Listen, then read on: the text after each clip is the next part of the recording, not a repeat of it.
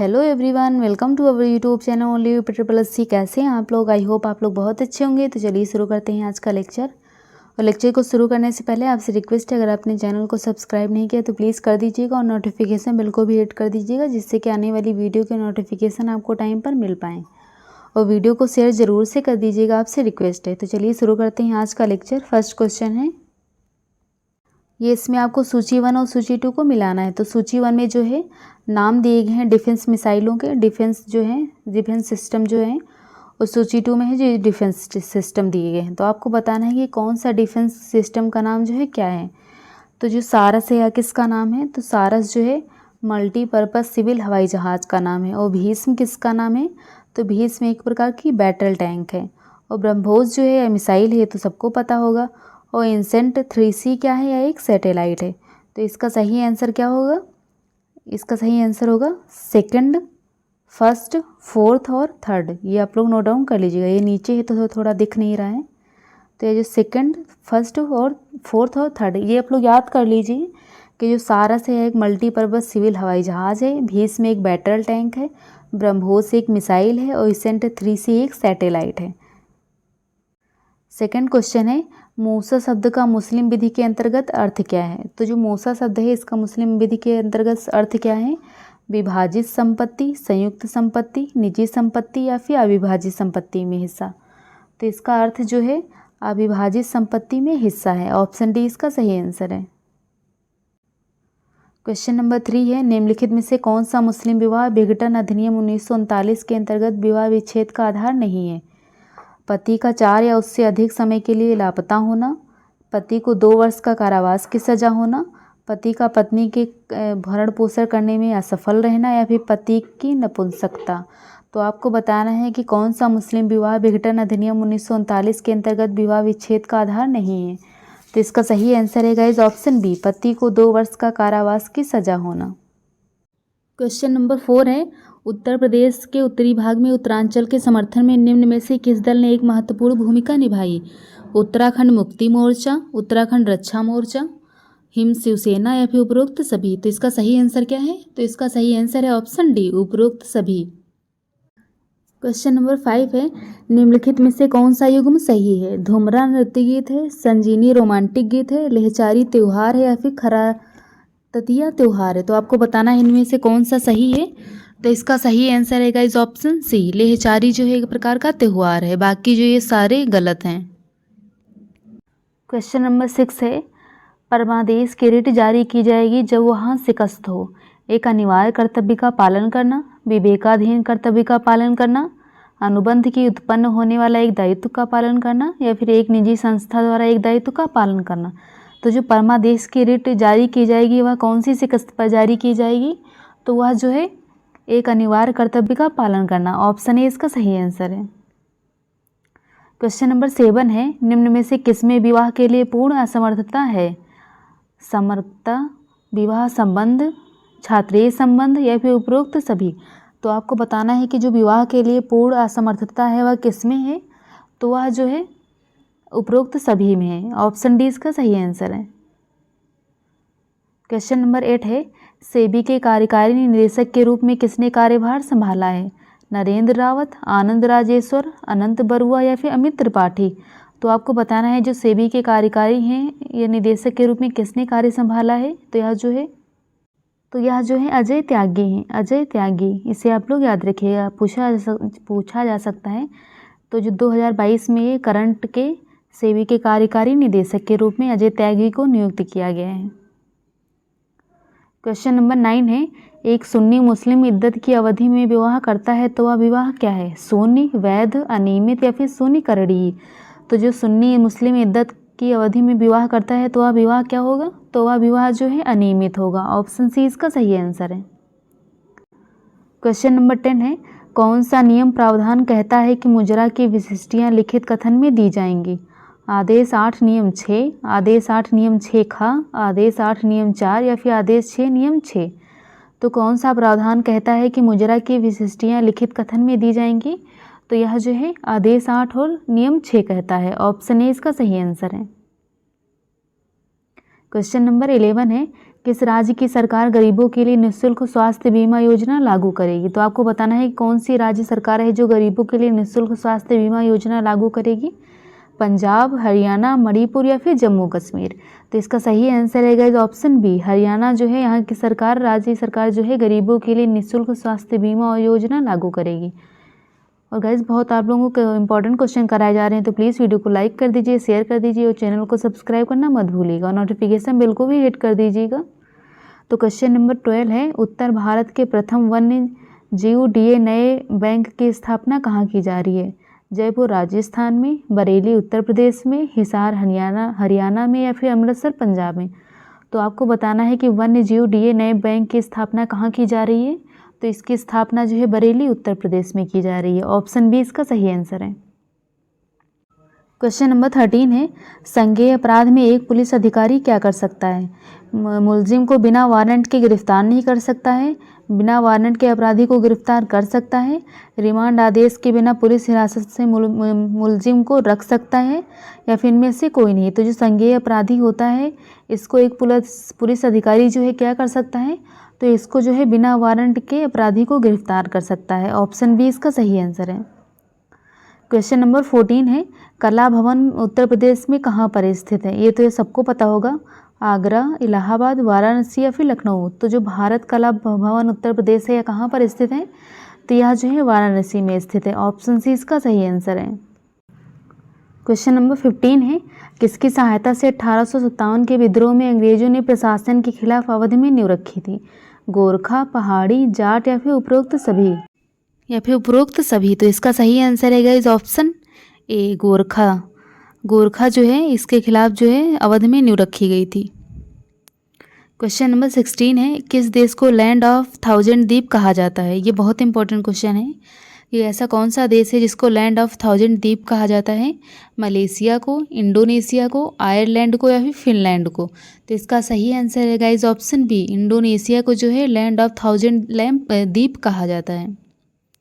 Question number 17 है, गर्म पानी अभ्यारण्य कहाँ पर स्थित है? सिक्किम में, नागालैंड में, असम में या फिर गुजरात में। तो जो गर्म पानी अभ्यारण्य है कहाँ पर स्थित है? तो यह जो है असम में स्थित है। ऑप्शन सी इसका सही आंसर है। क्वेश्चन नंबर 18 है, शिया मुस्लिम विवाह में कितने साक्षियों की आवश्यकता है? 2 पुरुष, 1 पुरुष और 2 महिलाएं। साक्षी की आवश्यकता नहीं होती है या फिर ए और बी दोनों। तो आपको बताना है कि जो शिया मुस्लिम विवाह है इसमें कितने साक्षियों की आवश्यकता होती है? तो इसमें जो है साक्षी की आवश्यकता नहीं होती है, ये इसमें जो है अपने आप ही विवाह कर सकते हैं, इसमें किसी साक्षी की आवश्यकता नहीं होती है। तो ऑप्शन सी इसका सही आंसर है। क्वेश्चन नंबर 19 है, ब्रिटिश ने अवध पर कब्जा कब किया था? 1864 में, 1856 में, 1824 में या फिर 1799 में। तो जो ब्रिटिश है इसने अवध पर कब्जा कब किया था? तो इसने जो है 1856 में अवध पर कब्जा किया था। ऑप्शन बी इसका सही आंसर है। क्वेश्चन नंबर 20 है, यूपी में राष्ट्रीयकृत मेटल रोड की लंबाई कितनी है? तो यूपी में जो राष्ट्रीय मेटल रोड बनाई जा रही है इसकी लंबाई कितनी है? 15,000 किलोमीटर, 22,000 किलोमीटर, 24,000 किलोमीटर या फिर 26,000 किलोमीटर। तो इसका सही आंसर है guys option B, 22,000 kilometre. Option B इसका सही आंसर है। क्वेश्चन नंबर 21 है, जवाहरलाल नेहरू ने भारतीय तिरंगा पहली बार कब फहराया था? ये तो सबको पता होगा, 1947 में लाल किले की दीवार पर, 1929 में लाहौर में रावी नदी के तट पर, जब 1950 में भारत एक लोकतांत्रिक गणराज्य बना या फिर जब 1935 में भारत सरकार अधिनियम पारित हुआ। तो आपको बताना है कि जवाहरलाल नेहरू ने भारतीय तिरंगा पहली बार कब फहराया था? तो यह जो है 1929 में लाहौर में रावी नदी के तट पर फहराया था। ऑप्शन बी इसका सही आंसर है। और गाइस अगर आप लोगों ने अभी तक भी वीडियो को लाइक नहीं किया तो प्लीज़ वीडियो को लाइक कर दीजिए, शेयर कर दीजिए और चैनल को सब्सक्राइब करना मत भूलिएगा और नोटिफिकेशन बिल को भी हिट कर दीजिएगा, जिससे कि आने वाली वीडियो के नोटिफिकेशन आपको टाइम पर मिल पाएँ। और प्लेलिस्ट आप लोग जरूर से चेक कर लीजिएगा, क्योंकि वहाँ पर जो है इंपॉर्टेंट लेक्चर कराए गए हैं जो कि आपके एग्जाम में आने वाले क्वेश्चन जरूर से आएंगे। तो आप लोग जो है चेक कर लीजिएगा, एक बार प्लेलिस्ट को, लेक्चर को देख लीजिएगा।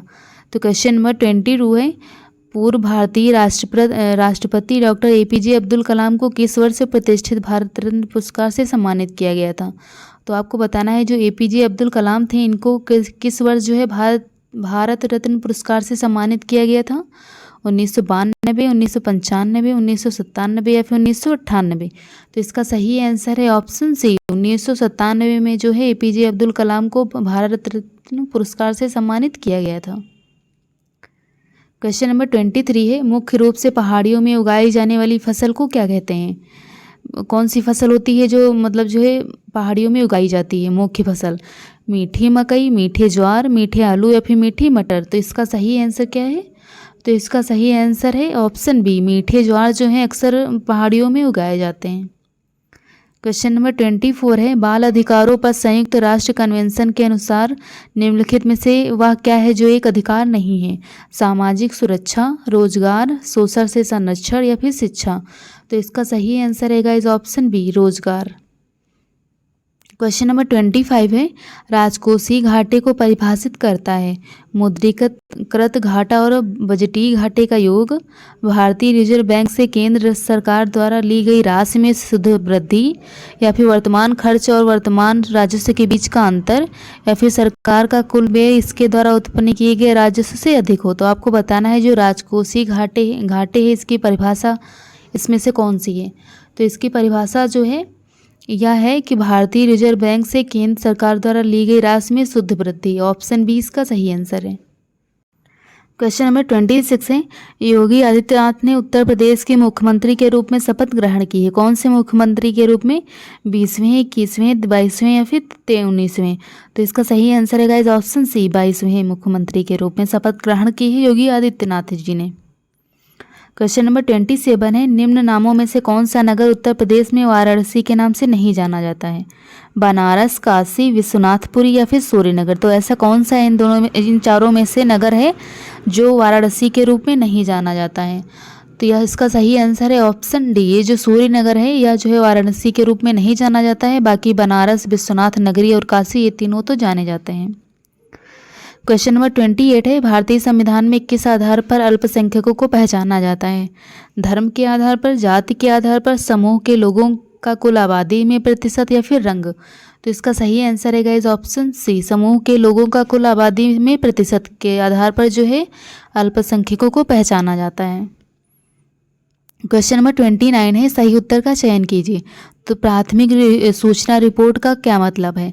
संज्ञेय अपराध के बारे में रिपोर्ट, पुलिस अधिकारी को दी गई सूचना, सूचना समय से पहले, या फिर यह हमेशा लिखित रूप से दी जानी चाहिए? तो आपको बताना है कि प्राथमिक सूचना रिपोर्ट का मतलब क्या है। तो इसका जो है मतलब है कि यह हमेशा लिखित रूप से दी जानी चाहिए। ऑप्शन डी इसका सही आंसर है। क्वेश्चन नंबर 30 है, विदेश मंत्रालय के नए आर्थिक संबंध सचिव के रूप में किन्हें नियुक्त किया गया है? अलका सिरोही, मधु तांबली, कीर्ति सिंह या फिर विजय गोखले? तो इसका सही आंसर है guys option D, Vijay Gokhale.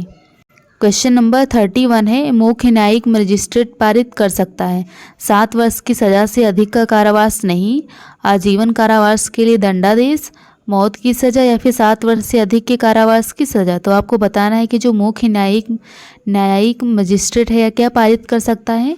तो यह जो है 7 वर्ष की सज़ा से अधिक का कारावास नहीं। ऑप्शन ए इसका सही आंसर है। ये बहुत इंपॉर्टेंट क्वेश्चन है जो आपके एग्जाम में आने वाले हैं। जरूर से एक नया क्वेश्चन जरूर से आएगा इस लेक्चर में से। तो आप लोग अच्छे से लेक्चर को देख लीजिए और वीडियो पसंद आए तो प्लीज़ वीडियो को लाइक कर दीजिएगा और कमेंट सेक्शन में ज़रूर से अपना फीडबैक बताइएगा कि आप लोगों को लेक्चर कैसा लगा। तो क्वेश्चन नंबर 32 है, दंड प्रक्रिया संहिता अनुभाग 145 के तहत किसकी रिपोर्ट के तहत कानूनी कार्यवाही होगी? कार्यकारी मजिस्ट्रेट, पुलिस अधिकारी, अभियोजना या फिर न्यायिक मजिस्ट्रेट? तो इसका सही आंसर है गाइस ऑप्शन बी, पुलिस अधिकारी के तहत। क्वेश्चन नंबर 33 है, किस अधिनियम के तहत एक प्रमुख प्रश्न को ऐसे प्रश्न के रूप में परिभाषित किया गया है कि जिस व्यक्ति की इच्छा और उसी के तहत उत्तर प्राप्त करने की उम्मीद हो? तो साक्ष्य अधिनियम की धारा 140 के तहत, 141 के तहत, 142 के तहत या फिर 143 के तहत? तो इसका सही आंसर है गाइस ऑप्शन ए, साक्ष्य अधिनियम की धारा 140 के तहत। क्वेश्चन नंबर 34 है, इनमें से कौन सा सही है जिसमें जनता द्वारा सूचना नहीं दी जाएगी? धारा 121 से 126 आईपीसी, धारा 140 से 142 आईपीसी, धारा 272 से 278 आईपीसी या फिर धारा 456 से 460 आईपीसी? तो जिसमें जनता द्वारा सूचना नहीं दी जाएगी, या कौन सी धारा है और कौन सी आईपीसी है? तो इसका सही आंसर है गाइज ऑप्शन बी, धारा 140 से 142 आईपीसी। ऑप्शन बी इसका सही आंसर है।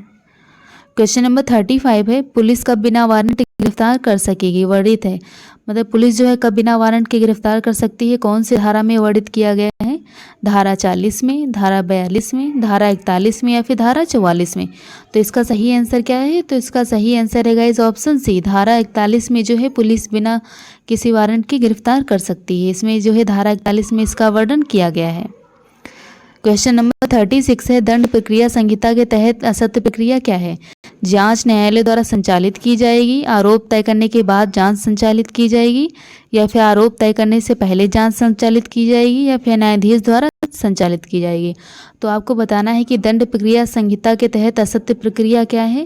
तो इसमें जो है आरोप तय करने के बाद जांच संचालित की जाएगी। ऑप्शन बी इसका गलत आंसर है, बाकी सारे सही हैं।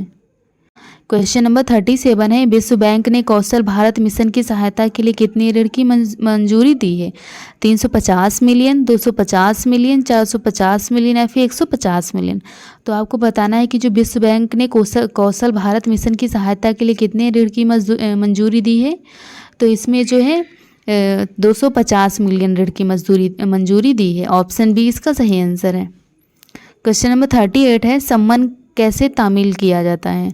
एक पुलिस अधिकारी द्वारा, न्यायालय में एक अधिकारी द्वारा, एक अधिकृत लोक अधिकारी द्वारा, या फिर उपरोक्त में से किसी से भी?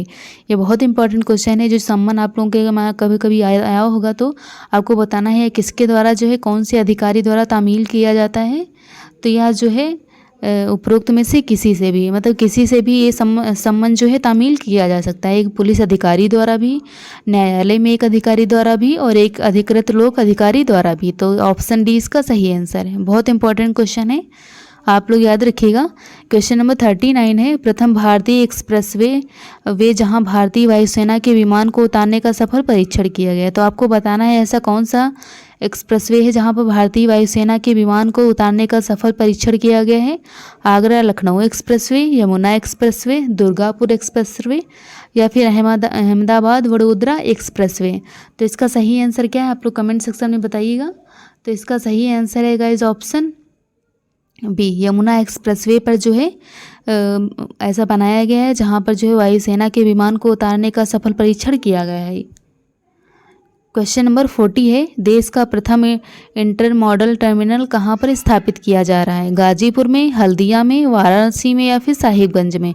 तो देश का पहला इंटर मॉडल टर्मिनल है कहाँ पर स्थापित किया जा रहा है? तो इसको जो है गाजीपुर में स्थापित किया जा रहा है। ऑप्शन ए इसका सही आंसर है। तो ये है भाग 2। यहाँ पर सामान्य हिंदी आपको कराई जा रही है, क्योंकि सामान्य हिंदी जो है बहुत इंपॉर्टेंट है आपके आने वाले एग्जाम के लिए। पेट वीडियो और जो यूपीएसआई है सब में आती है हिंदी, तो आप लोग अच्छे से लेक्चर को देख लीजिएगा। और लेक्चर पसंद आए तो प्लीज़ वीडियो को लाइक कर दीजिए, शेयर कर दीजिए और चैनल को सब्सक्राइब करना मत भूलिएगा। और नोटिफिकेशन बिल्कुल भी हिट कर दीजिएगा, जिससे कि आने वाली वीडियो के नोटिफिकेशन आपको टाइम पर मिल पाएँ। और कमेंट सेक्शन में ज़रूर से बताइएगा कि आप लोगों का लेक्चर कैसा लगा होगा। आपको कोई सजेशन देना है तो आप लोग कमेंट सेक्शन में दे सकते हैं। तो क्वेश्चन नंबर 41 है, शब्द धनुष टंकार का संधि विच्छेद क्या होगा? तो आप लोग जो ये वर्ड बहुत पूछा जाता है कि जो धनुष टंकार है इसका संधि विच्छेद क्या होगा? तो इसका संधि विच्छेद जो है ऑप्शन सी इसका सही आंसर है, धनु प्लस टंकार। तो ऑप्शन सी इसका सही आंसर है। क्वेश्चन नंबर 42 है, जिस समास के दोनों पद प्रधान होते हैं वह कौन सा समास होता है? अव्ययीभाव समास, तत्पुरुष समास, द्वंद्व समास या फिर द्विगु समास? तो द्विगु में जो है गिनतियाँ आती हैं और तत्पुरुष में जो है वर्ड आता है। अव्ययीभाव समास में जो है पहला पद प्रधान होता है और द्वंद्व समास में जो है दोनों पद प्रधान होते हैं। जैसे कि आज, कल, माता, पिता, ऐसे होता है। ऐसे वाले जो वर्ड होते हैं द्वंद्व समास होते हैं। तो ऑप्शन सी इसका सही आंसर है। क्वेश्चन नंबर 43 है, किस शब्द में आ उपसर्ग है? मतलब बड़ा आ उपसर्ग किस में है?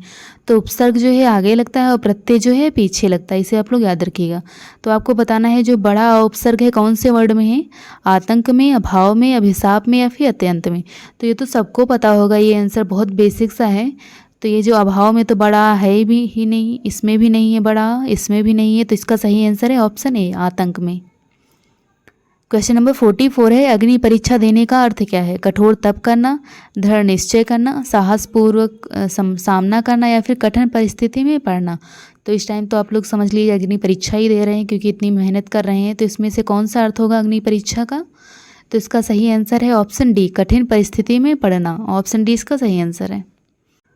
क्वेश्चन नंबर 45 है, पर उपदेश कुशल बहु तेरे का अर्थ क्या है? बिना मांगे सलाह देना, दूसरों के उपदेश को आसान समझना, बिना सोचे दूसरों को सलाह पर काम करना, या फिर दूसरों की बात में शीघ्र मान लेना। तो आपको बताना है कि पर उपदेश कुशल बहु तेरे का अर्थ क्या है। तो इसका अर्थ है बिना मांगे सलाह देना। ऑप्शन ए इसका सही आंसर है। क्वेश्चन नंबर 46 है, निश्चय शब्द में कौन सी संधि है? विसर्ग संधि, व्यंजन संधि, स्वर संधि या फिर वृद्धि संधि। तो आपको बताना है जो निश्चय वर्ड है इसमें कौन सी संधि है।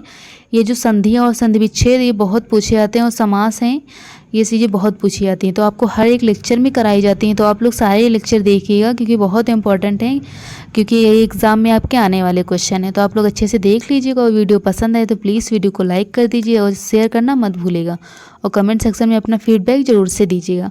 तो आपको बताना है निश्चय में जो है कौन सी संधि है। तो निश्चय में जो है विसर्ग संधि है। ऑप्शन ए इसका सही आंसर है, निश्चय में विसर्ग संधि है। क्वेश्चन नंबर 47 है, निस्तेज शब्द का संधि विच्छेद क्या होगा? तो आपको बताना है जो निस्तेज है इसका संधि विच्छेद क्या होगा। तो इसका संधि विच्छेद जो है ऑप्शन ए इसका सही आंसर है, निह प्लस तेज, मतलब इसमें विसर्ग लगेगा। क्वेश्चन नंबर 48 है, दो शब्दों को जोड़ने के लिए कौन से चिन्ह का प्रयोग किया जाता है? ये तो सबको पता होगा। तो इसमें जो है ये ऑप्शन बी इसका सही आंसर है, जिसे आप लोग आम भाषा में डैश भी कहते हैं, कि जैसे डैश लगा दो, माता और पिता ये जोड़े जाते हैं, तो इसमें बीच में ये डैश लगता है। क्वेश्चन नंबर 49 है, अंगूठा छाप होने मुहावरे का अर्थ क्या है? पढ़ा लिखा होना, अनपढ़ होना, लड़ाकू होना या फिर कम दिमाग होना। तो अंगूठा छाप होना मतलब जो है अनपढ़ को कहते हैं। जैसे कि कभी कभी कहा जाता है कि तुम तो बिल्कुल अंगूठा छाप हो, मतलब अनपढ़ हो। तो ऑप्शन बी इसका सही आंसर है। क्वेश्चन नंबर 50 है, वर्तमान काल के कितने भेद होते हैं? 2 होते हैं, 5 होते हैं, 7 होते हैं या फिर 9 होते हैं। तो आप लोग कमेंट सेक्शन में बताइए कि वर्तमान काल के कितने भेद होते हैं। तो इसके जो है 5 भेद होते हैं। ऑप्शन बी इसका सही आंसर है।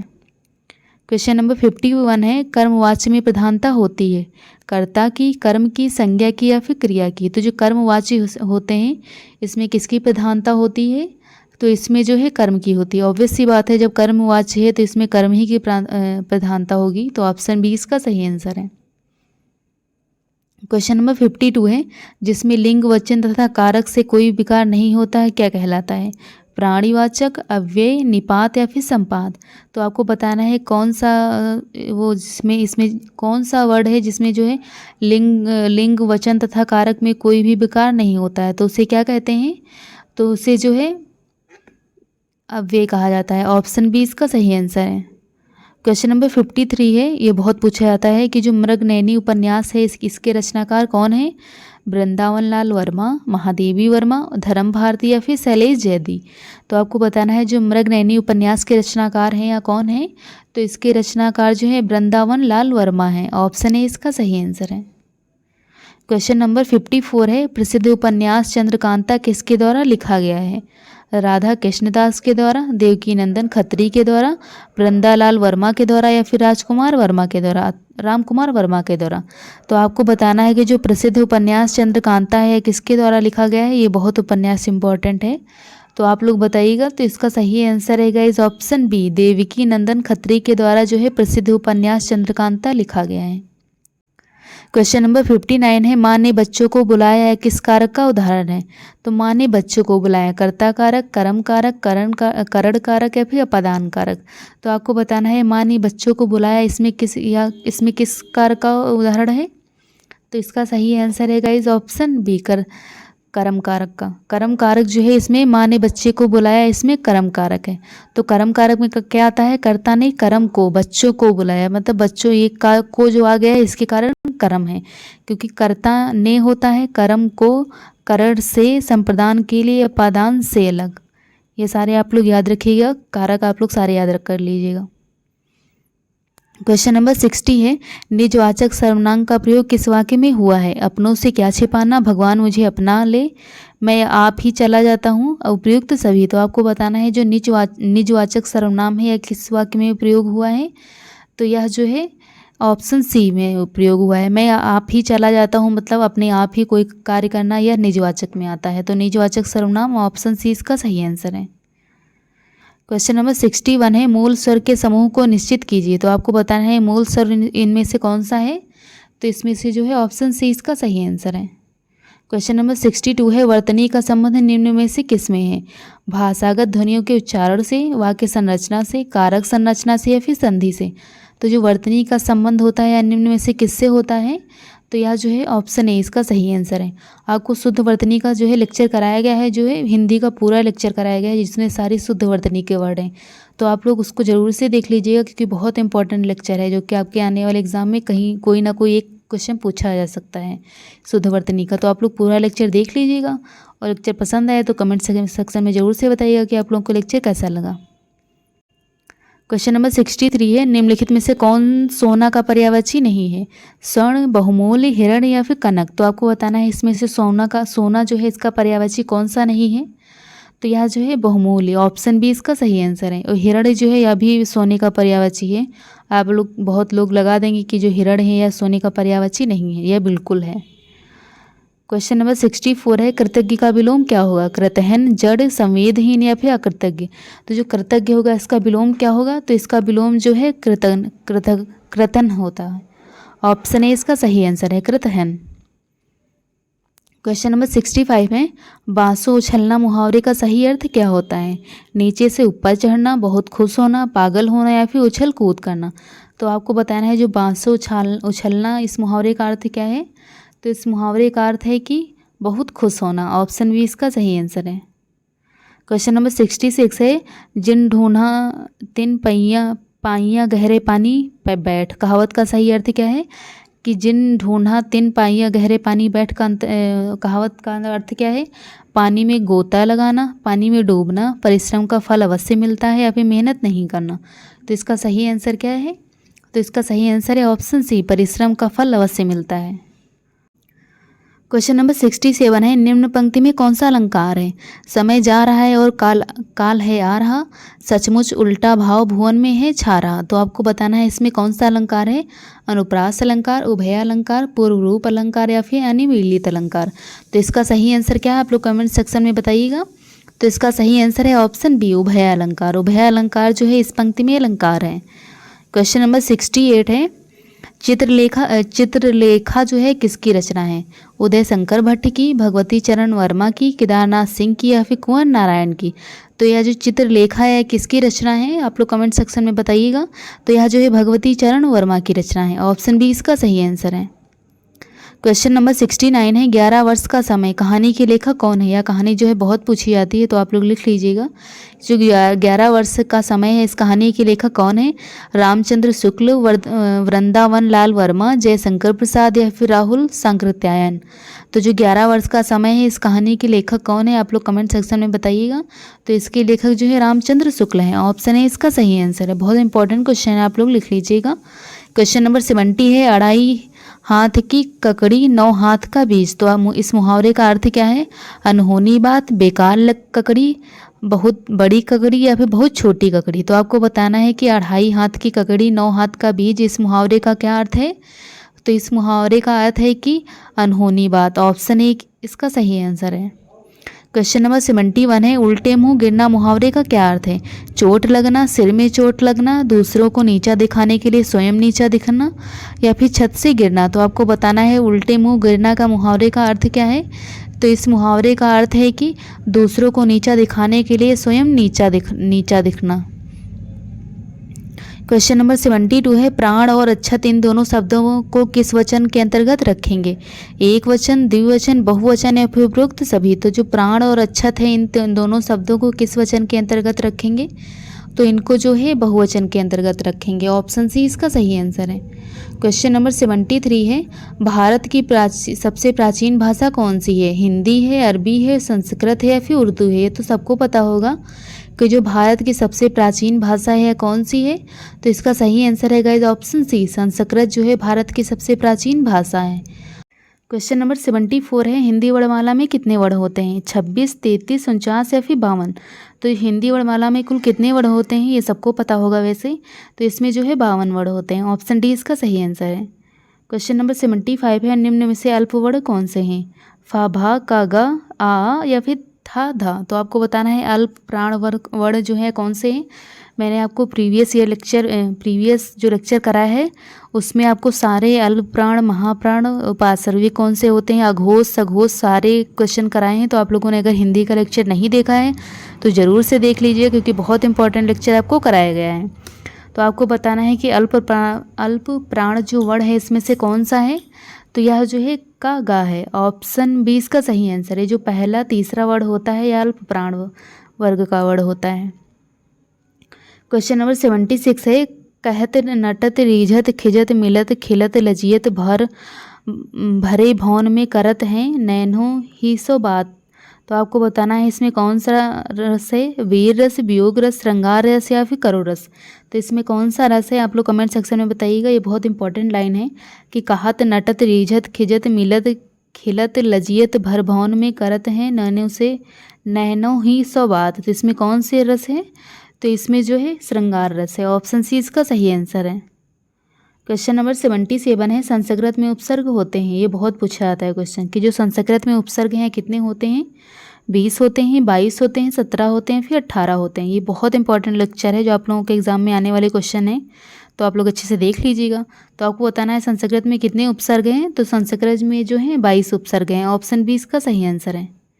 क्वेश्चन नंबर 78 है, हिंदी में वाच्य कितने प्रकार के होते हैं, 1, 2, 3 या फिर 4। तो हिंदी में वाच्य कितने प्रकार के होते हैं, तो यह जो है 3 प्रकार के होते हैं। ऑप्शन सी इसका सही आंसर है। क्वेश्चन नंबर 79 है, अव्ययम का शाब्दिक अर्थ क्या होता है, जिसका व्यय न हो, जो व्यर्थ हो, जिसका मूल्य हो या फिर जिसका व्यय हो। तो जो अव्ययम होता है इसका शाब्दिक अर्थ क्या होता है, तो इसका शाब्दिक अर्थ है कि जो व्यर्थ हो। ऑप्शन बी इसका सही आंसर है। क्वेश्चन नंबर 80 है, उत्सव शब्द में कौन सा उपसर्ग है, उ, उत या फिर उद या फिर उत्स। तो आपको बताना है उत्सव शब्द में कौन सा उपसर्ग है, तो इसमें जो है उद उपसर्ग है। ऑप्शन सी इसका सही आंसर है। ये जो ता है यह दा में बदल जाता है, दा हलंत में। तो ऑप्शन सी इसका सही आंसर है। तो आज का लेक्चर यहीं पे खत्म होता है। अगर लेक्चर आपको पसंद आया हो तो प्लीज़ आपको पता है क्या करना, वीडियो को लाइक कर दीजिएगा, शेयर कर दीजिए और चैनल को सब्सक्राइब करना मत भूलिएगा। और नोटिफिकेशन बेल को भी हिट कर दीजिएगा, जिससे कि आने वाली वीडियो के नोटिफिकेशन आपको टाइम पर मिल पाएँ। और टेलीग्राम चैनल को भी ज्वाइन कर लीजिएगा। टेलीग्राम चैनल का जो लिंक है या वीडियो के डिस्क्रिप्शन बॉक्स में दिया गया है, तो वहाँ से आप लोग टेलीग्राम चैनल को ज्वाइन कर लीजिएगा, क्योंकि वहाँ पर ही आपको इसका PDF मिलेगा। और ग्रुप को आप लोग अगर ज्वाइन करेंगे तो वहाँ पे जो है आपको क्विज कराई जाती हैं, वो भी टाइम लिमिट के साथ। तो आप लोग ज़रूर से ज्वाइन कर लीजिएगा ग्रुप को भी। तो आज का लेक्चर यहीं पे खत्म होता है, जो कि आपको 80 क्वेश्चन कराए गए हैं। ये बहुत इंपॉर्टेंट क्वेश्चन है। आपको कैसे लगे हैं आप लोग कमेंट सेक्शन में अपना फीडबैक जरूर से दीजिएगा। तो आज का लेक्चर यहीं पे खत्म होता है। मिलते हैं नेक्स्ट वीडियो में। Keep supporting guys, bye bye.